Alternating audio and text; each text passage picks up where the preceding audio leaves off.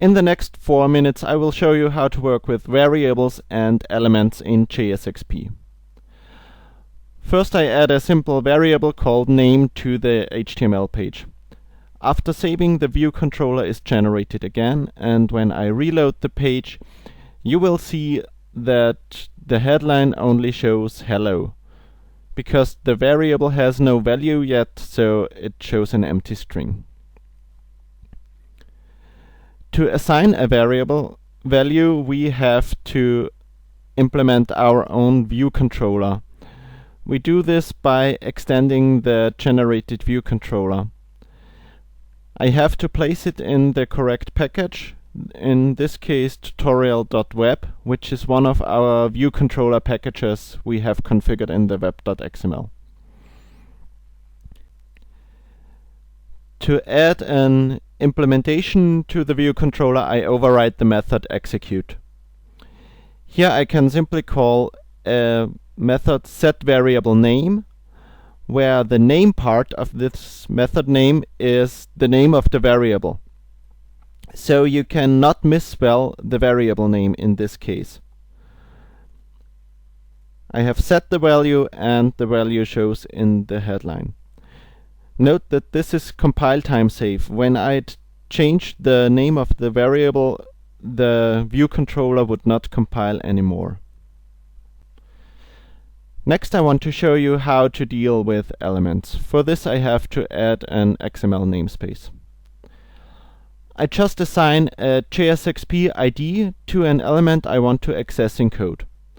The generator creates an accessor method for me. So I can access the element now in a compile time safe way. Note again that I cannot misspell the ID of the element, in this case description, because a method has been created for me. I set the value of the element, reload the page, and you see that the page has changed.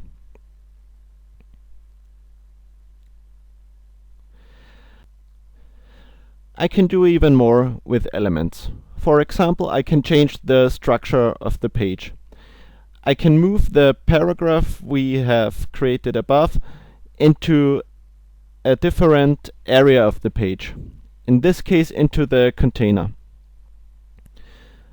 For this I create a container div and I add a placeholder div inside, because I want to exchange the placeholder with the paragraph above.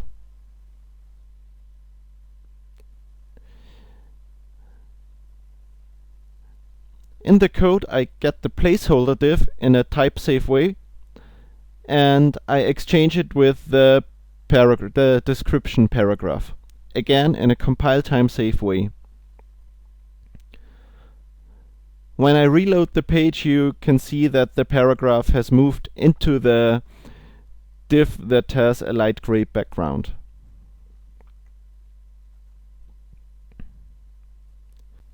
I can even add the paragraph a second time by creating a copy. Note that copying is not the preferred way to create repeating data. I will show you a better way in an upcoming tutorial about element templates.